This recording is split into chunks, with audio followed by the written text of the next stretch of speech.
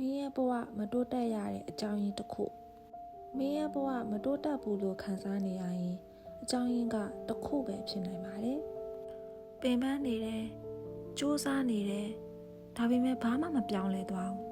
အဲ့လိုဖြစ်နေရတာကဘာကြောင့်လဲဆိုလို့ရှိရင်